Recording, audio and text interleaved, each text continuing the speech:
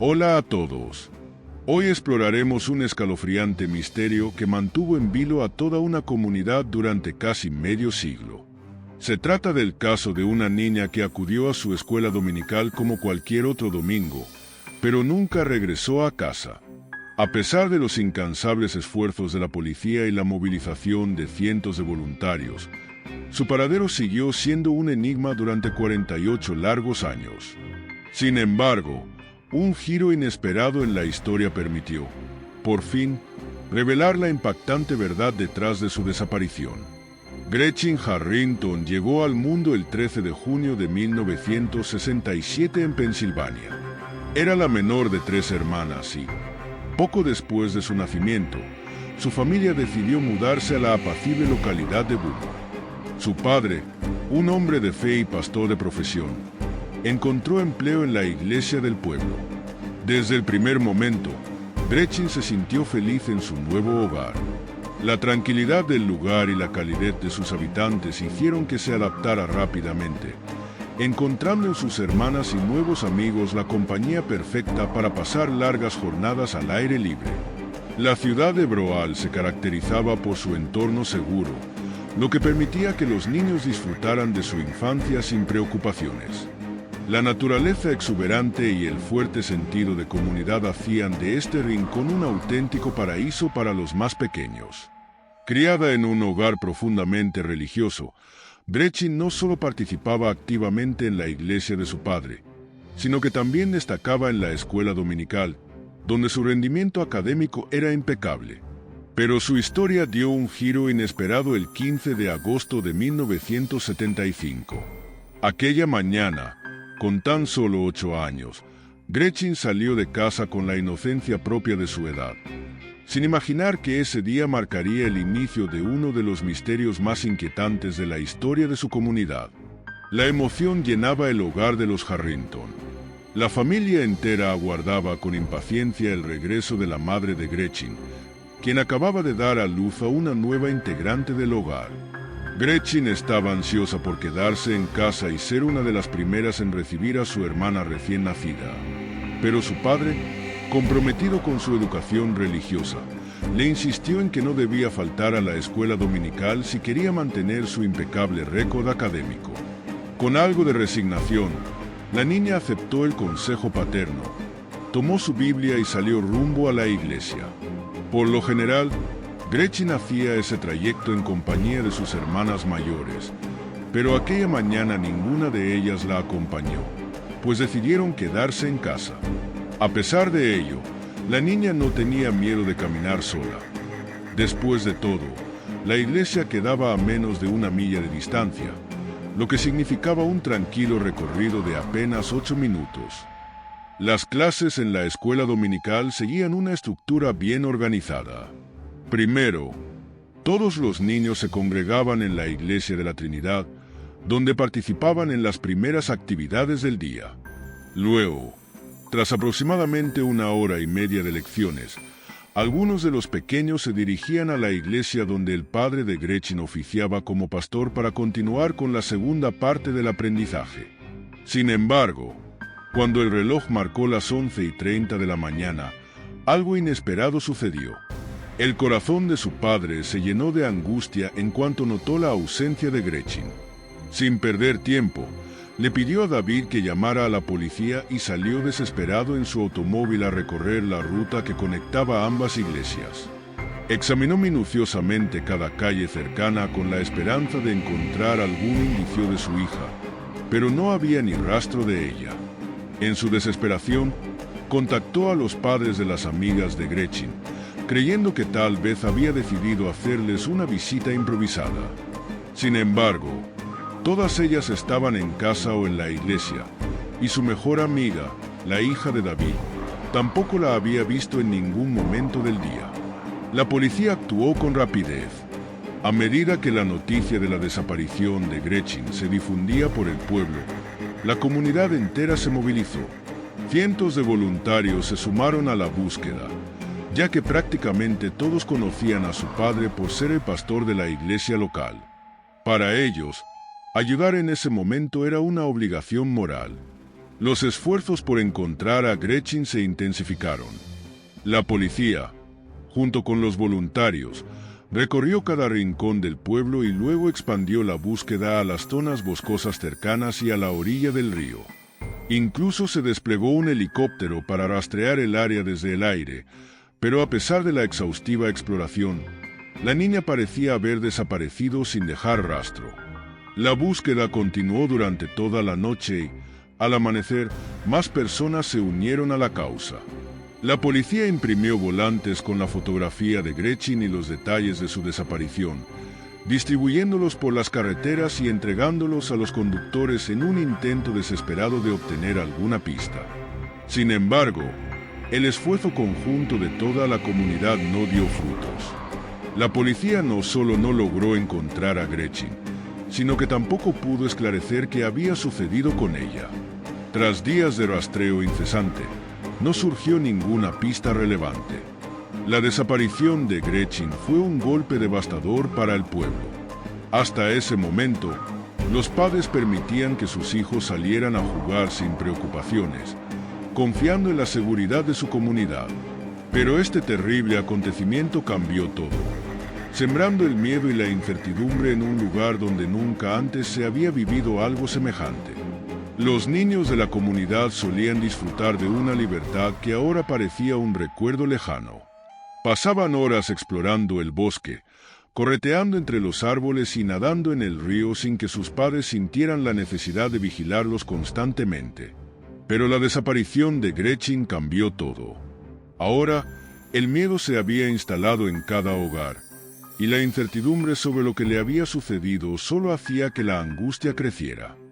Pronto comenzaron a circular diversas hipótesis sobre su paradero. Algunos vecinos especulaban que la niña podría haber decidido huir por voluntad propia, aunque esa teoría parecía poco probable dado lo unida que era a su familia. Otros creían que tal vez se había aventurado demasiado cerca del río y se había ahogado. Pero la posibilidad más aterradora, y la que más calaba en la mente de los habitantes, era la de un secuestro. El temor llevó a cambios drásticos en la comunidad. Los padres, que antes confiaban en la seguridad de su pequeño pueblo, ahora no dejaban que sus hijos salieran sin supervisión. La paranoia se extendió rápidamente. Una madre, desesperada por proteger a su hija, decidió cortarle el cabello para que pareciera un niño y así evitar que alguien intentara llevarla. Lo que antes era un refugio de paz y armonía, de un día para otro se convirtió en un pueblo marcado por la desconfianza y el temor constante. La policía trabajó sin descanso, interrogando a todas las personas que podrían tener la más mínima relación con la desaparición de Gretchen. En el proceso, surgieron testimonios que parecían ofrecer pistas valiosas. Un testigo relató haber visto a una niña con características similares a Gretchen cerca de la iglesia aquella mañana. De repente, un station wagon verde se detuvo junto a ella, pero el testigo no logró ver qué ocurrió después. Otro testimonio apuntaba a una escena similar, solo que en esta versión, el vehículo involucrado era un Cadillac blanco. Con estas nuevas pistas, los detectives revisaron a todos los propietarios de vehículos que coincidieran con esas descripciones en la zona. Sin embargo, tras investigar cada caso, no lograron encontrar ninguna conexión concluyente con la desaparición de la niña. 4 días después del fatídico suceso, la policía recibió un llamado que reavivó la esperanza de obtener respuestas. Un residente de Westchester, una localidad situada a unos 30 minutos de Beaumont, informó haber encontrado unos pantalones cortos de niña que parecían coincidir con la ropa que Gretchen llevaba el día que desapareció. Inmediatamente, los investigadores se dirigieron al lugar y llevaron la prenda a la madre de Gretchen con la esperanza de obtener una confirmación. Sin embargo, al ver los pantalones, la mujer negó que fueran de su hija, apagando cualquier atisbo de avance en la investigación. Con el paso de las semanas, la desesperación se convirtió en resignación. La policía decidió suspender las labores de búsqueda y centrarse en el análisis de cualquier posible pista que pudiera surgir. Interrogaron a más personas, Revisaron nuevos indicios, pero todo parecía conducir a callejones sin salida. Día tras día, la posibilidad de encontrar a Gretchen con vida se desvanecía, dejando en la comunidad una sensación de impotencia y tristeza que parecía imposible de superar. Durante 2 largos meses, la incertidumbre y la angustia pesaron sobre la comunidad. Sin embargo, el 14 de octubre, un hallazgo escalofriante cambiaría el rumbo de la investigación. Aquel día, un hombre salió a correr por un extenso parque nacional situado a unos 20 minutos en auto de Brual. Su rutina transcurría con normalidad hasta que, en medio del espeso follaje, algo inusual llamó su atención. Al principio, no pudo distinguir qué era exactamente, pero al acercarse, sintió un escalofrío recorrer su cuerpo. Ante él, yacía un cuerpo humano. El pánico se apoderó de él, pero reaccionó con rapidez y corrió hasta donde estaban los guardaparques para informarles sobre el hallazgo. Estos, a su vez, llamaron a la policía, que no tardó en llegar al lugar. Con solo una mirada, los agentes pudieron confirmar que los restos pertenecían a un niño. Sin embargo, la descomposición avanzada hacía que identificarlo fuera una tarea sumamente difícil. Los detectives, que aún trabajaban en la desaparición de Gretchen, sospecharon que el cuerpo podía ser el suyo. Para confirmarlo, mostraron a sus padres fotografías de la ropa hallada junto a los restos. Las prendas, cuidadosamente dobladas, parecían haber sido dejadas allí de manera intencional. Apenas las vio, la madre de Gretchen rompió en llanto y aseguró que, sin duda, pertenecían a su hija. Lo supo de inmediato, pues ella misma había confeccionado esa ropa con sus propias manos. La confirmación oficial llegó poco después, cuando los forenses lograron cotejar los registros dentales de la niña con los restos hallados.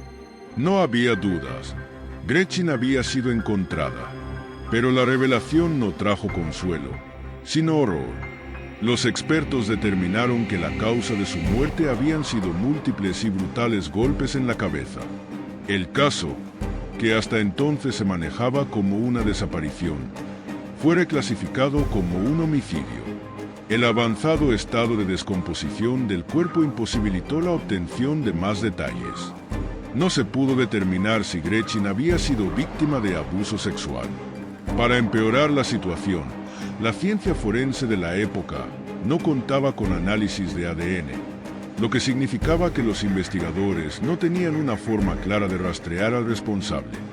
La noticia del asesinato se propagó como un incendio en la comunidad. El miedo, que ya se había instalado en el pueblo tras la desaparición de la niña, se convirtió en pánico. Los vecinos comprendieron que un asesino podría estar acechando entre ellos y exigieron justicia. Las líneas telefónicas de la policía se saturaron con reportes y testimonios de personas que afirmaban haber visto a hombres sospechosos merodeando por la zona del parque donde se halló el cuerpo. Sin embargo, una tras otra, cada pista resultó ser un callejón sin salida. El caso, que ya era un misterio angustiante, se volvió aún más desconcertante. Y lo peor de todo, el asesino de Gretchen seguía libre. Con el hallazgo del cuerpo de Gretchen, la policía redobló sus esfuerzos para encontrar al responsable. Se investigó minuciosamente a todas las personas que vivían en un radio de varios kilómetros y que tenían antecedentes de violencia, pero esta línea de indagación no condujo a ninguna parte. No hubo sospechosos claros, ni testigos que pudieran aportar detalles reveladores. Con el pasar de los meses, la investigación perdió fuerza hasta que, inevitablemente, se estancó por completo. No surgieron nuevas pistas ni avances significativos, y lo que en un inicio parecía una búsqueda desesperada por justicia, terminó convirtiéndose en un caso archivado. Sin embargo, la policía nunca dejó de intentarlo. Cada cierto tiempo, el expediente se reabría con la esperanza de encontrar algo que se hubiera pasado por alto. Detectives revisaban los testimonios, analizaban informes previos e incluso reexaminaban antiguas pruebas. Pero cada vez que lo hacían, la historia se repetía, no había avances. El mayor obstáculo era la ausencia total de pruebas contundentes. Ni siquiera con la llegada de los análisis de ADN pudieron obtener respuestas, ya que no se encontraron muestras ajenas en los restos de Gretchen ni en su ropa. Esto significaba que cualquier posibilidad de identificar al asesino a través de métodos científicos quedaba descartada. Así, el caso de Gretchen permaneció sin resolver durante décadas, convirtiéndose en una herida abierta en la memoria del pueblo. De vez en cuando, algún medio de comunicación lo mencionaba en un artículo de periódico o en un programa de televisión, pero con el tiempo fue perdiendo notoriedad. No fue sino hasta hace pocos años que la historia volvió a captar la atención pública. Dos periodistas, Joanna y Mike, decidieron escribir un libro sobre el crimen. La tarea no era sencilla, pero ambos estaban determinados a desenterrar cada detalle, reunir toda la información posible y tratar de descubrir algo nuevo que pudiera arrojar luz sobre el misterio. Ambos tenían una conexión personal con el caso. Habían crecido en Bruali en la época del asesinato. Tenían aproximadamente la misma edad que Gretchen. Para Joanna, en particular, el recuerdo de aquellos días aún era vívido. Con solo 9 años, había sentido de primera mano el impacto que la tragedia tuvo en la comunidad. Después de la desaparición de Gretchen, todo cambió para los niños del pueblo. Las calles, antes llenas de risas y juegos, quedaron en silencio. Ningún niño podía salir sin supervisión y la libertad de la infancia se vio reemplazada por el miedo constante de que el asesino aún estuviera al acecho. Aquel terror persistió durante años, y aunque los rostros de los niños cambiaron con el tiempo, la sensación de inseguridad quedó impregnada en la memoria de toda una generación. Es por eso que, pese al paso del tiempo, nadie en Brual pudo olvidar el caso de Gretchen. Durante años, Joanna y Mike se dedicaron a investigar cada detalle del caso de Gretchen con el objetivo de escribir su libro. Para ello, lograron obtener acceso a los documentos oficiales, entrevistas y testimonios clave. Con paciencia y meticulosidad, reconstruyeron los acontecimientos de aquella época, organizando la información de manera cronológica y detallada para contar toda la historia de forma clara y contundente. Finalmente, en 2022, el libro fue publicado y rápidamente captó la atención del público. Lectores de todo el país se sintieron impactados por la crudeza del caso y la falta de justicia. Pero lo más sorprendente ocurrió meses después, cuando la publicación del libro trajo consigo una inesperada revelación. Una mujer se presentó ante la policía con información crucial sobre el caso de Gretchen. Solicitó reunirse con el detective principal y, una vez frente a él, relató una historia perturbadora que había guardado en silencio por décadas. Explicó que, en el momento del asesinato de Gretchen, ella tenía apenas 10 años y vivía en Abertón, un vecindario cercano a la casa de la víctima. En aquel entonces, mantenía una estrecha amistad con Gretchen, sus hermanas mayores y varios niños del barrio. Le encantaba pasar la noche en casa de sus amigas, disfrutando de los juegos y conversaciones que llenaban su infancia de alegría. Sin embargo, en una de esas noches, su vida cambió para siempre. Mientras dormía en casa de 2 hermanas, despertó abruptamente al sentir que alguien la tocaba. Todavía medio dormida, abrió los ojos y se encontró con la aterradora imagen del padre de sus amigas de pie frente a ella. Al notar que había sido descubierto, el hombre salió apresuradamente de la habitación. Aterrorizada y sin saber qué hacer, la niña optó por el silencio. Tal vez fue el miedo, la confusión o la incredulidad de lo que había vivido lo que la llevó a quedarse en la casa una noche más. Pero la pesadilla se repitió. En la segunda noche, aquel hombre volvió a entrar a la habitación y nuevamente comenzó a tocarla. Esta vez, la niña sintió un pánico profundo que la hizo reaccionar. A la mañana siguiente, con la voz temblorosa, decidió contarle a una de las hermanas lo que había sucedido. Pero la respuesta que recibió la dejó aún más horrorizada. La niña le confesó con total naturalidad que eso no era algo inusual, sino que ocurría con frecuencia. Además, le reveló que su padre solía entrar también en la habitación de su hermana mayor por las noches. Con el corazón latiéndole con fuerza, la niña corrió a su casa y le contó todo a sus padres.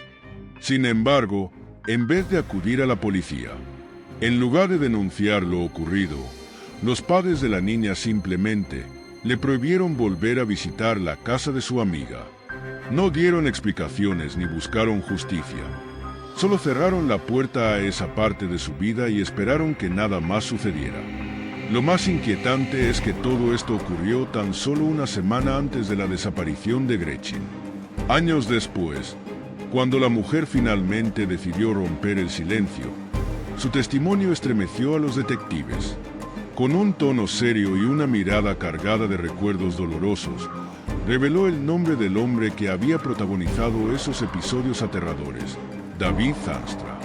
No era un desconocido, ni un hombre cualquiera. Se trataba del pastor que enseñaba en la escuela dominical, una figura de confianza para muchas familias del vecindario. Pero su relato no terminaba ahí. También les contó a los investigadores otro suceso inquietante que ocurrió un mes después de la desaparición de Gretchen. Una de sus amigas fue interceptada en 2 ocasiones por un hombre que intentó obligarla a subir a su automóvil. La niña, aterrada, logró escapar y más tarde les confesó a sus amigas que quien había tratado de llevarla era, una vez más, David Zandstra. Para demostrar que no se trataba de recuerdos vagos o distorsionados por el paso del tiempo, la mujer entregó su diario personal de aquella época. Entre sus páginas, los detectives encontraron una anotación fechada el 15 de septiembre de 1975.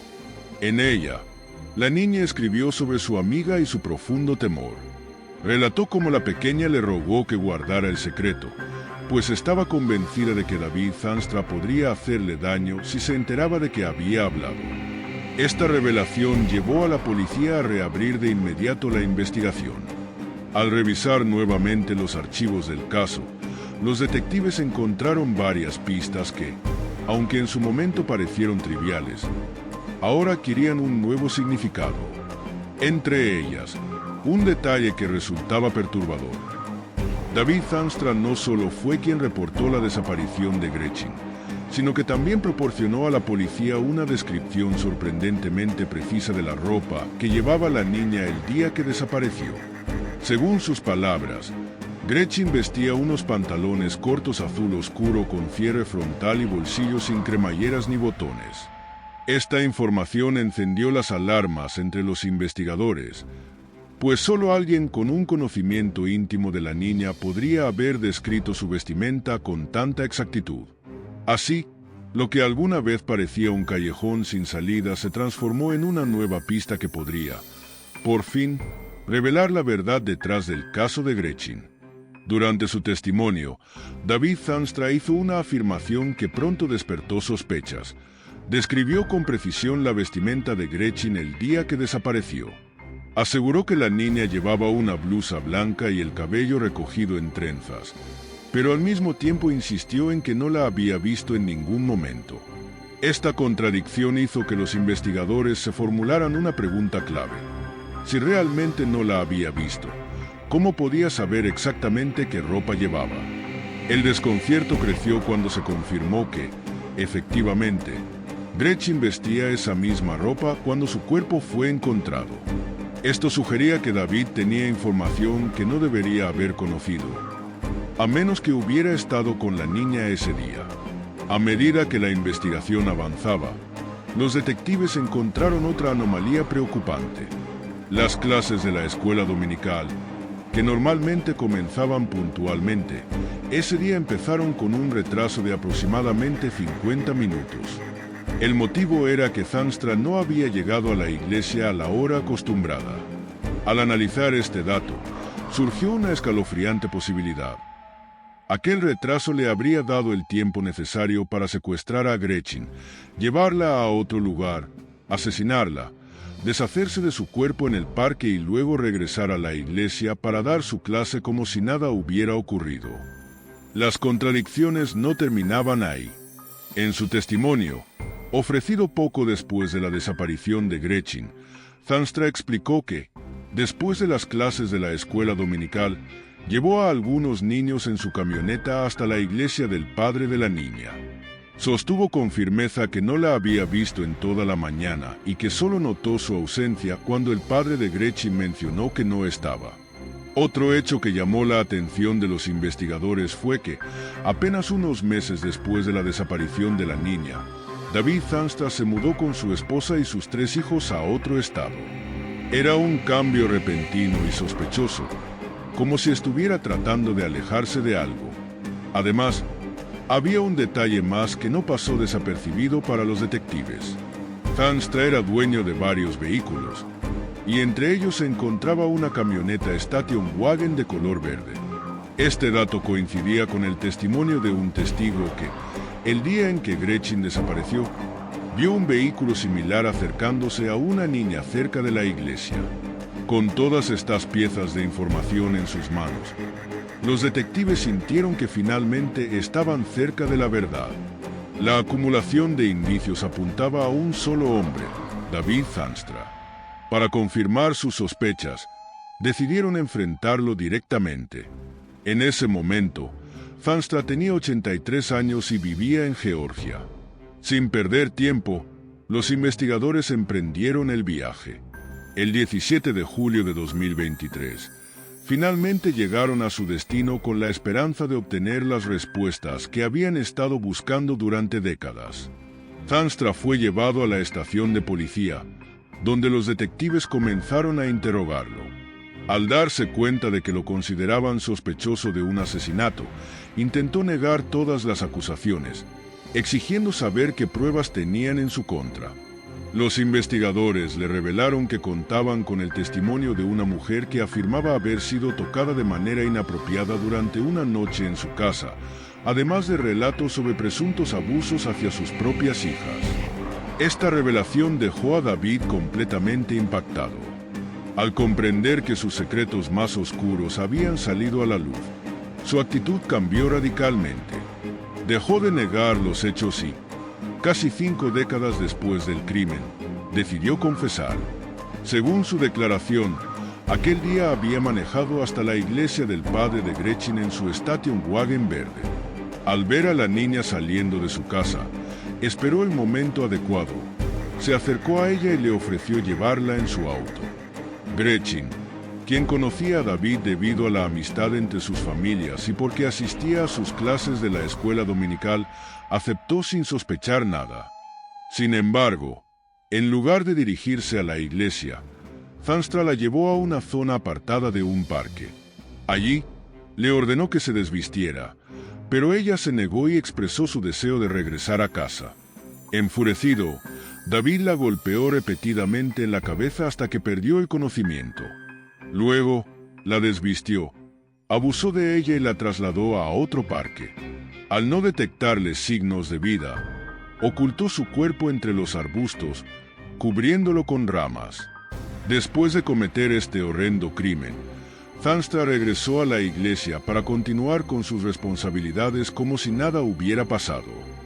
Tras escuchar su confesión, las autoridades procedieron a arrestarlo por el asesinato de Gretchen y lo extraditaron a Pensilvania, donde fue encarcelado a la espera de su juicio. Este caso no solo reveló la doble vida de un hombre que se presentaba como una figura respetable, sino que también dejó al descubierto los traumas y secretos que habían permanecido ocultos durante casi medio siglo. Para la policía, este fue un momento crucial en la resolución de un caso que había permanecido frío durante décadas, demostrando que, tarde o temprano, la verdad siempre sale a la luz. Este caso marcó solo el inicio de una investigación mucho más extensa y detallada.